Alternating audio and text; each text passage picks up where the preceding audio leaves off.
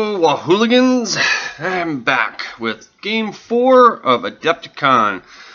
Here's some photos courtesy provided by or stolen from Brian Ward of the Northern Front podcast. I didn't do a good job of taking a picture of a lot of the tables, but you can see there's quite the variety. So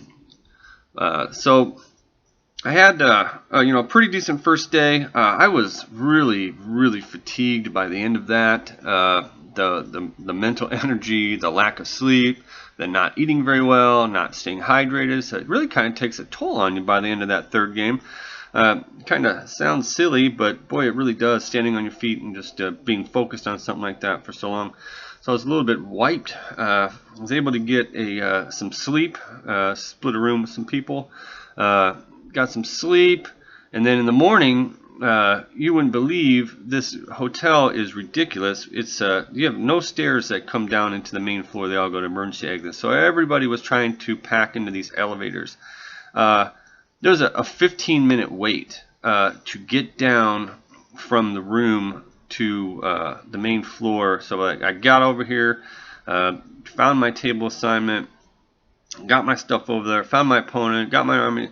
So when I wanted to be down on time, I wanted to get up early, and I got up decent time. Went downstairs when it was nice and quiet, fiddled around a little bit, got some coffee, and then I was like, well, I'll go get my army and go up, and boy, and then I was stuck. 15 minutes up, 15 minutes down, and so then it was ridiculous. That's probably the biggest bitch that people were having about this. That was the elevator situation in the hotel. So, come racing in here when I wanted to just be chill and relax and talk to some people. It's been wasted 30 minutes. But here's just some more of the tables. So I feel like I'm doing okay. I think, the last game I said table 14, but the last game was actually like on table 9. I got that major victory. So that will... this next one, I think they do kind of a shotgun. I don't know if it doesn't really apply to your table number. If anyone's been to a 2-day event, day 2 you kind of started off with just a random table. They'll match the opponents up equal to their battle points, but they kind of randomize the tables. That way it keeps somebody from being stuck up on the top couple tables. And so I don't know how they do it, but I end up on a kind of an interesting table. I like it. At least it's not freaking Stalingrad, destroyed building heaven. But so I'll go over the mission pack. Mission 4 is called Take and Hold. It says setup. Highest rolling player decides whether to be the attacker or defender. The objective will be placed by tournament organizers. Defender, pick a side of the table and set up 1 infantry squad and 2 other units. These units can be anything with a damage value of 7 or less within 6 inches of the objective. Defender then has the option to place any spotters, observers, or snipers. The remaining units are considered first wave. No units are left in reserve. So the defender gets to hold it, and then everything else is coming in first wave. Attacker can set up all infantry units anywhere on the table, as long as they're more than 18 inches from the objective or an enemy unit. Spotters, observers, snipers follow deployment stated above. All placed units can use hidden setup. All other units are left in reserve. So that's kind of interesting. My opponent, Brian, he won the role. He chose to be the defender, so he's going to be holding the objective. I have to wrest control of the objective away from him. Not only do I need to control it, I then need to keep all him away. And here's another thing. The last game, I didn't really read the scenario pack. Well, not last game, but the game 2. This one here, I read it, but here's how it reads. Objective. The aim is to control the objective at the end of the game. To do so, there must be a model from one of your infantry or artillery units within 3 inches of the objective. And there must be no enemy infantry, artillery, or armored vehicle models within 3 inches of the objective. So, on one paragraph it says nothing about armor. And in the second paragraph, it does. I read the first paragraph. I didn't really read the second paragraph all that much. But to me it sounds ridiculous. So you have to control the objective. So anyway, here's the victory conditions. Major victory loss. You control the objective and have not lost more than 50% of your starting units, rounding up. Minor, you control the objective but have lost more than 50% of your starting units. Draw any other result. So to control the objective, you have to have infantry or artillery. You can contest it without. So that's kind of interesting. I actually think the minor victory lost would have been you control it, but it's contested. Because basically it's either all or nothing. You either get a major or you get a draw. Very rarely, I doubt anybody had lost more than 50%. That's taking off more than 50%. That's taking off like 9 order dice. But anyway, here's the table. There's really no hard cover. The only thing that we say at the beginning when we set up is the hard cover is these little hay bale things. That's it. There's a couple little tree stands that will block line of sight. There's 1, 2, 3, 4 tree stands that will block some line of sight, but everything's pretty much soft cover. I like that, I guess, because after playing on that Stalingrad one, I'd rather just be able to move and fire. I got tracks. I can run over any of those hedgerows and things. The token is actually going to be right in the middle. It's not there. Those tokens are scattered from the game before, from like game 3, game 2, 1, or whatever. This is just a picture of the table. But it ends up right in the middle, and you'll see that in a minute. All right, I'm going to go over my opponent's army list. He's playing British. He's got a British reinforced platoon, second lieutenant. He's got a commando section, 5 guys with with submachine guns.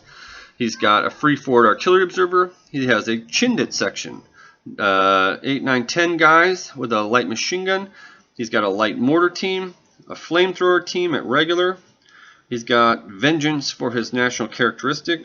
He has a 40 millimeter Bofors gun. That's interesting gun. It's a heavy autocannon, which is actually dangerous against a lot of my stuff in my list. One of the things is this tournament if you brought an AA gun, it didn't suffer the -2 against aircraft. A lot of people brought AA stuff, and it actually benefited me because I hate air attacking me.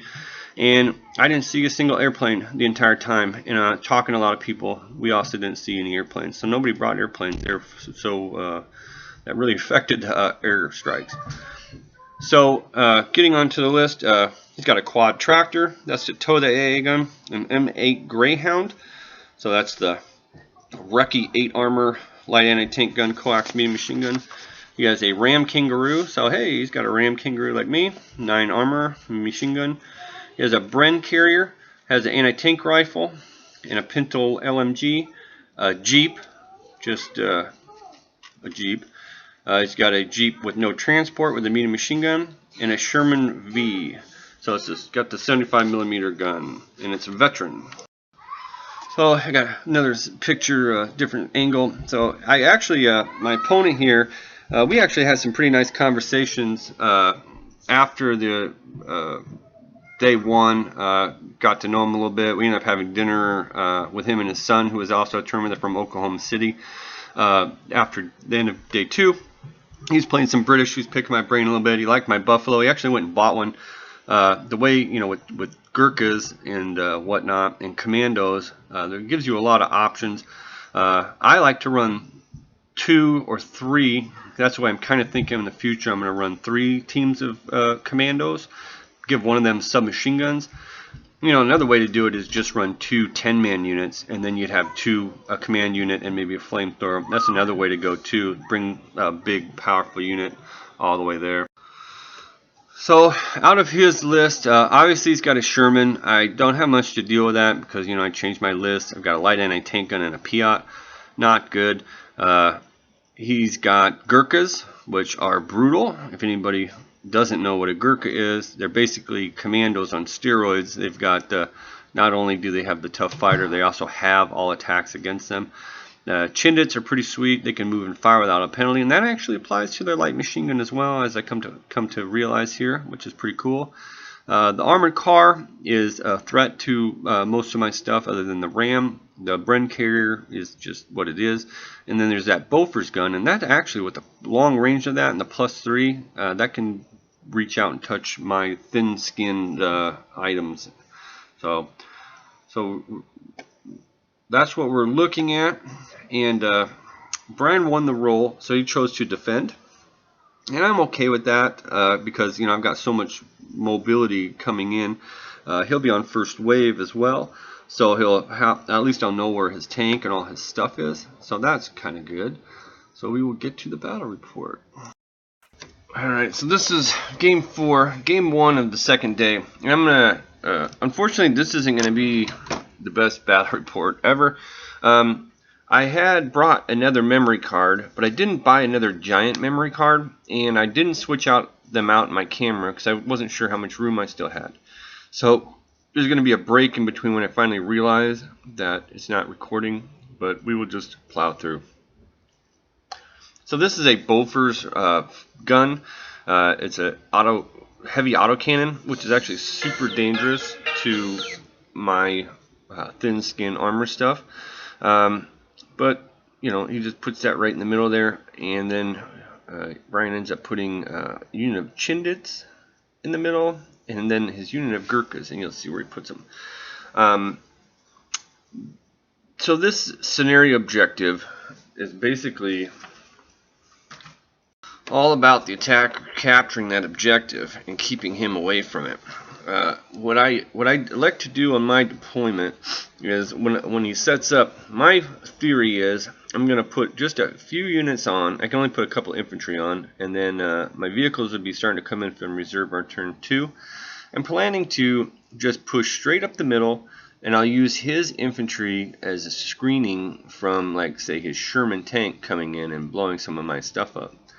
In my mind, I'm thinking this is going to be a really good scenario for me. I'll push right in the middle. I'll use his own troops to keep him from blasting my equipment. I'll be parked around the token. I'll control it, and then if I can just keep from more than half of my stuff getting destroyed, then that'll be great. As in anything, plan of battle is as good as until the first shot or the first dice is rolled. So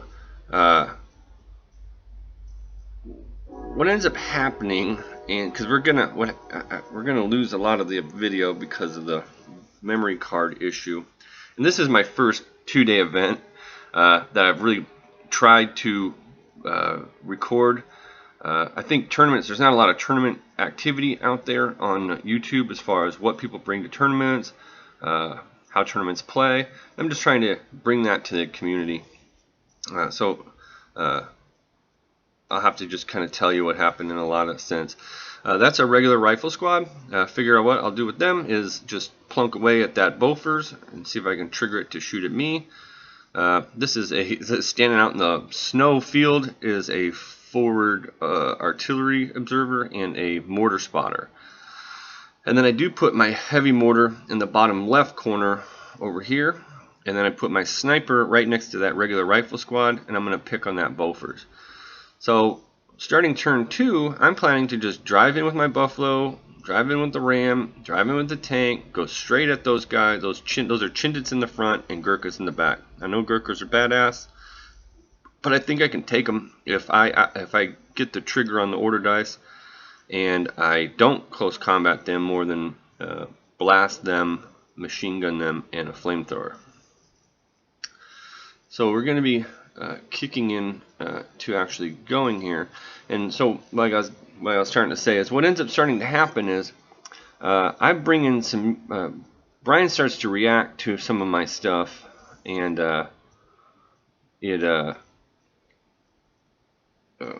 we started the game. My rifle put a pin on his Bofors, which I find out doesn't have a gun shield. It looks like it has a gun shield, but it doesn't. So I put a hit on there, maybe kill the guy, but hit more than anything. Get that pin. And here come the Chindits in response. They're coming across. They're on advance order, and they're going to fire back at me. I think he fires at my sniper. So, like I was saying, Brian starts to bring in his first wave. All of his other stuff is on first wave, which is nice because I can see where that Sherman goes, and use the few tree stands there are to maybe my advantage, get my equipment up in there, and but so he starts to bring in some stuff on the far right, or my left, actually the far left, to go after my mortar. He's like a Jeep and a M8 Greyhound, And then he starts to bring in some infantry and respond to the sides, because I put my artillery strike actually in the middle of the board here at the end of the turn to try to hit those Gurkhas and stuff. And when he starts to bring in stuff on the flanks to go after my periphery stuff, I kind of start to encourage that by moving some stuff out that way too, stuff that really doesn't have much cover. Because I'm pretty confident my commandos can take the objective along with all the, and then there's a regular squad in RAM that those 3 squads could take the objective and a flamethrower and stuff and the Piat. Maybe a little overconfident because boy, it's sure hard to keep all things within 3 inches. You also, on this scenario, and I'm not sure why they did this, before the game starts, roll a d6. On a 1, 2, or 3, the game lasts 6 turns. 4, 5, or 6, it lasts 7 turns. There must be a reason for that. Maybe with the time constraints, that they didn't want accusations or hurt feelings when people start to maybe slow play, or maybe start to, we only have 20 minutes left, and then they go around and then like you roll for a turn 7 or I don't know. But it maybe they want it very difficult for anybody to get a win. They seem like there were a lot of draws, a lot of draws in this tournament, and that means they're close games, But anywho, here comes the Gurkhas. They're gonna run over here because I dropped that artillery token basically right next to the objective token, so they are kind of beating feet out of there, and that's pretty much going to end turn 1 because I don't have anything else to do other than drop the artillery, fire my heavy mortar, and I do fire my heavy mortar and rolled a 6 and hit that Bofors, and I knocked it out. So that's kind of nice. So here we are starting turn 2. He brings basically just an artillery tractor in on my top right. There's a couple nice little tree stand there. He's pulling the first order dice. This is a Bren carrier with 5 commandos with submachine guns. Here comes the tank, or no, Ram. Might be the Ram. Yeah, that's the Ram. Ram Kangaroo. It's got a lieutenant in it and a flamethrower. And here comes the tank. See, he has to do first wave. Everything has to come in. So now there's the tank. So interesting. It's right in the middle. There's not much cover. There's soft cover, and that's about it. I'm gonna have a difficult time with that Sherman. I know I do have a medium anti-tank gun that I'm kind of thinking, hey, this is a board that I can actually do something with a medium anti-tank gun. So I'm kind of looking forward to maybe taking some long-range shots of some crap. He's got a Recce M8, but we are playing these roads as being not roads since it's a frozen tundra. We agreed to that ahead of time, and that we both have quite a bit of vehicles, and the roads are so kind of whatever. We just said no roads. And he's got a Jeep transport up there on the top, and he's got some type of 2-man team that's in it. That's going to end turn 1. Okay, I need to point out here, Brian is a great opponent.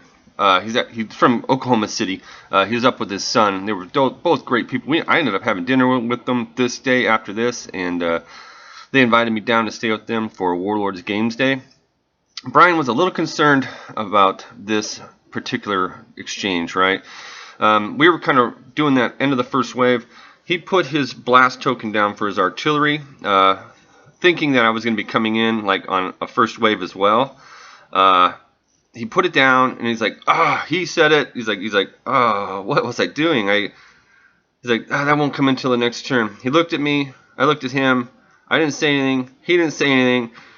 And then he just said, well, screw it. And he rolled, and he rolled a 1. So I moved it on top of him there. So Brian gets a 10 plus for sportsmanship. He made a mistake. and he just plodded on with it. And I told him, you know, he was a little concerned about how it looked on the, not concerned, he was giving me a hard time how it looked on the video, and I said, we don't do like that on this channel. Nobody says negative stuff. We're all here to enjoy the sport, and we're to learn from our mistakes, and battle reports are the way to do that. You learn and become a better player by seeing the other tactics and seeing where you make mistakes. He could have picked that up, and you know, it's not like I would have made a big fit about it. But so horribly for him, I then roll a hit on his Gurkhas and blow the dog shit out of them. They have 6 pins, and there's hardly any guys left. The Chindits took like 1 pin. He activates his Chindits, they move across the thing, and I go down with my rifle squad, and then I then fire my sniper at the Chindits. My whole thing here is I'm going to try to put as many pins as possible on these Chindits because I'm planning to flamethrower them. So his Greyhound and his Jeep had come in on my left side. And here comes the Greyhound, and he's hitting that howitzer. I go down with the howitzer, so at least for his all effectiveness that he took it out of this turn. I'm inexperienced. I have no cover back where I'm at, so I'm just down, relying on down.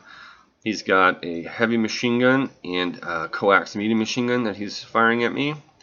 And fortunately, I survive. Movement and down keeps me alive. He's rolling over, and he's got like a dice tower over on the side there, which is kind of cool. It just drops them in there, and they pop out. So I go down with my artillery observer. I'm just trying to stall with a few things. Here I bring my anti-tank gun in. Now, what I was thinking was that I'm going to have all these vehicles in the middle. In the past, I have screwed myself over by not giving myself a shot in later turns, can't fire within an inch of my own vehicles. I put that anti-tank gun way out there because there's a line of avenue where those hay bales and stuff are, and there's not much in the way. But you see the one of the maybe 2 tree stands in the entire game that block line of sight. I put that freaking anti-tank gun. Where's the center objective? Oh, hey, there's a freaking tree stand in the way. So another stupid moment for El Shano as far as his anti-tank gun. And I'm not saying anti-tank guns are horrible. I'm saying I'm horrible playing with anti-tank guns. So I got the Ram in the middle, puts a machine gun shot on the Chindits. His Jeep comes in, shoots at my heavy howitzer, scored a pin, and maybe killed a guy, but I didn't die or nothing. Here comes the Mighty Mighty Buffalo, and it's going to fire machine guns and stuff. And then here we go, everybody. End of the game. Now, super apologize because yeah, I should have brought 2 of the larger memory cards. Just change them out at the end of day 1. I think a 32 is what I had in my camera, and it recorded those 3 games just fine. So now we're looking at. I realized that the camera is dead, or not dead. It's in standby. I switched out to my memory card. My backup memory card is only 8. So I'll get some of this, and I'm going to tell you in advance I don't get the entire last game. But you get what you get, and you don't throw a fit. So I'm learning, just like doing battle reports helps me get better at miniatures. Doing videos helps me get better at making more videos. So the next time for like Bug Eater, I think it's the next GT 2-day event that I'm going to in June, barring one popping up and whatnot, is I will have myself armed with 2 cards. I will switch them out at the end of day 1. So let's get to what's kind of been going on here, because there's a lot that's been going on. So my Buffalo comes in, puts a bunch of pins on the Chindit. 1 unit of commandos pop out. Put another pin, so that's 3 pins. The flamethrower pops out of the Buffalo and hits the Chindits, does D3 plus 1. I think I roll a 3. He needs snake eyes, and he pops.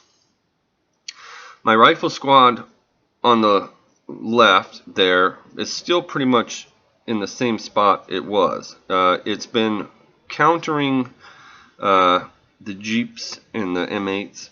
I brought my truck in with a unit of rifles on the left-hand side, and the unit of rifles basically just kind of kept trying to charge the M8 Greyhound, and it kept wrecking it. So I kind of kept that M8 out of the game. My other rifle squad ended up killing the Jeep before he killed my heavy mortar. He also never killed my truck, so my truck just drove back here to protect itself, because I'm looking at trying to control the objective and not lose more than half my force. So that's pretty much the left-hand side, other than my artillery drifted around for a little bit, and it pushed his Bren and some other in his tank kind of to my left. And when it did come in, it came in, and I would say a quarter of an inch, if even, away from his Sherman tank. It only really hit like one thing, or just did a couple pins. But I needed pins on that Sherman tank. It was back, kind of straight back towards Brian, and I missed. And those pins were pretty huge. So 6 would have been great, but just a couple pins to force some checks, because I was able to dink it with a few things. I never did get a medium anti-tank gun shot on that thing, because it drove to the left, and then it drove through that stand of trees right in towards the token, and then it just has been sitting on the token. So other than that, right now we're playing the end turn, and I'm under the impression that I have to keep his infantry away from it. Brian already knows that his Sherman is good to go. Now here's what basically the pivotal point of the game was. The turn, 2 turns before this. I had that Ram Kangaroo a little bit to the left of where it's at right now, where it's sitting on the train tracks, pointed right at the Sherman. And I had one pin on me. I purposely get my lieutenant out of the Buffalo and walk him back to the Ram. And he's within range of the Ram. I take an order check on the Ram with one pin on me, and I roll a effing foobar. So it reverses 4.5 inches back. What would have happened is I would have done a 9-inch advance. The Piat would have popped out, and at that time the Sherman was pointing towards where my Buffalo is right now. It turned that way to spray my commandos. So I would have hopped out, and I would have been in that tree stand about 3 inches away from the side of that Sherman, and I would have at least had a Piat shot on it, and more likely than not, another Piat shot on the next turn. And thus doing so, he would have been engaged with my Ram to the front, along with my A9 tank, who had hit that Sherman at least once, maybe twice, with this light anti-tank gun. And I would have just been able to pin the crap out of it and maybe finally get a kill. So that Ram backing up left my A9 to fight it on its own. I'm gonna lose that battle all day. Fortunately, I'm alive. I mean, he hit me with at least one medium tank gun and rolled poorly on the damage chart and just crew stunned me. But so then, I got into I kept all of his units kind of to the side. You see my rifle squad up there by my medium anti-tank gun? That was after the Ram had reversed. He was moving a few odds and ends towards my anti-tank gun. So I went ahead and hopped out and fired some pot shots at him. I was trying to draw that infantry into a free shoot my squad in the open field type of stuff and just kind of return some fire. Never should have done that. I should have just moved him towards the objective. Same with this other rifle squad fiddling with that Jeep for like 4 turns. I should have just moved him towards the objective, because in these desperation times I'm like attacking his tank with commandos and hand-to-hand. I pass my up and atoms. I mean, I auto pass the charges, so that's nice. But in order to kill a Sherman, you have to roll pretty well when you only have 8-man units, and one set of commandos is not going to do that.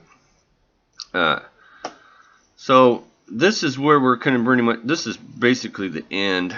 And I look at the scenario pack and I'm like, okay, so I control the objective and you don't have any infantry within 3. I mean, I sold out everything to keep his infantry at bay. I even let him. kind of baited him into flamethrowing one of my commandos to keep his flamethrower from running into the middle. And then Brian's like, "What? Oh, I totally read that scenario pack wrong." And I'm like, "Oh yeah." So I'm like, that's a major win. I control the objective and have not lost more than 50% of my units, rounding up. So he's like, "Son of a bitch." So he's like, I could have sworn that it says something about armored vehicles. They look at the objective again. Oh, second paragraph. To do so, there must be a model from one of your infantry artillery within 3, and there must be no enemy infantry or artillery or armored vehicle within 3. So he's like, I thought so. I'm like, it's a draw. I'm like, well, I was like a little bit deflated there. I was in hindsight, I should have just mobbed the middle and went for a minor victory. If I could have, it still would have been about killing the Sherman. Should have had my anti-tank guns in the middle here somewhere. Should have, could have, would have, But Brian knew, as much as I thought he was getting distracted with my periphery units, he knew that the only thing that mattered was his Sherman squatting on that thing. And he was able to get a draw.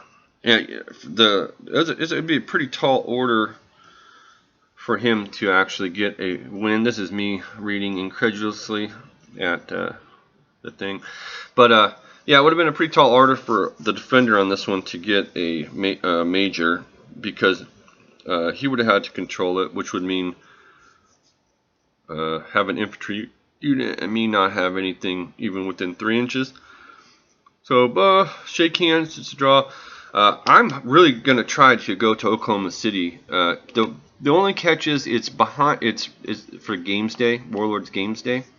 The only catch is it's the weekend after the Bug Eater tournament in Omaha. So I'm already taking a couple of days off for that. I have vacation time. It's really about the wife, whether I can just disappear for 2 weeks, 2 weekends in a row. Oklahoma City is about the same distance from here to Chicago. There's Brian gleefully pointing out the thing. So yeah, that's the end there. And sorry for the poor battle report. It's a equipment issue. Again, the lighting in this hall is horrible. If I could do anything over again, I would have just mobbed the middle. I'm very happy to play with Brian. He was a great opponent, great sport. So that's that. I do have a couple pictures of the match. Here's that left flank I was talking about, the Jeep and armored car versus my infantry squad. I'm just kind of keeping him at bay on the left-hand side. Got my heavy mortar still alive. I did take a couple shots with that at his tank, missing by like 1 each time. That would have been nice. So at the end of this match, I have 2 majors and 2 draws. So I've got 60 out of a possible 80 points. That's really not too bad, because the more I talk to people, and at the end of this scenario, there were a crap ton of draws. These scenarios are pretty difficult, and I think they should be really hard on the majors. It should be tough. One of the things, it's like you got these majors, but nobody's like getting tabled. It's like with these scenarios and stuff, I think there's a lot of close games out there. A lot of games come down to the wire. I did kind of think that the minor, where you basically, it's the same as the major, except you don't lose more than half your stuff. I think that probably should have been tweaked a little bit. Here's his Sherman with the Bren carrier and the commandos who end up popping out. They're just basically avoiding my artillery strike. And man, that artillery, because what he ends up doing next is turning left and just plowing right through that tree stand on an advance order. Would have been nice to have been able to pick them off, or get him with some pins on him. But because I had a shot from where he's at right there with my medium artillery on the next turn. If I would have had to move something, anyway. So, but yeah, that would have been nice. It would have been soft covered long range, but at least it would have been a freaking shot right between those tree stands. Yeah, there's a picture of basically the end of turn 2. Feeling pretty confident here. You know, I've got my 8-9 tank. I do pop a shot at his flank from there because I can see him. I've got my ram getting ready to kind of run roadblock. I've got my one unit of commandos out. My flamethrower popped out, killed that unit, and then died from running out of fuel. But on the next turn, I don't know what happens from here to me just running. I should have ran with all my vehicles. Should have ran right on top of that thing this turn. And then I would have been able to just physically keep that tank from being within 3. But what I do is he comes through the trees a little bit, and then I advance, and I fucking pussyfoot around, and not what I should have been doing. That Buffalo should have done a run. The Ram should have done a run. The A9 should have done a run. And if I give up a shot or something, whatever. I could have created a barrier of destroyed vehicles to make that Sherman have to work to get on top of that thing. Because he doesn't get within 2 inches this turn, but he does on the turn after. And if I would have had that Buffalo, I couldn't run the Buffalo, I guess, because of the trees. But I could have ran the Ram, and I could have ran my A9 tank, and then advanced the Buffalo, and then just use the Buffalo to screen off on the next turn. But whatever. So draw. So I go to the next game. I'm still sitting in a pretty good spot. From talking to everyone, I think I'm kind of up near the top. This was on table 14, but like I said, it was kind of mixed up because they were just mixing some stuff up. So I'm excited to see what my next table assignment is. It's going to tell me how close I am to the top. So I'll get on that battle report. Thanks for watching.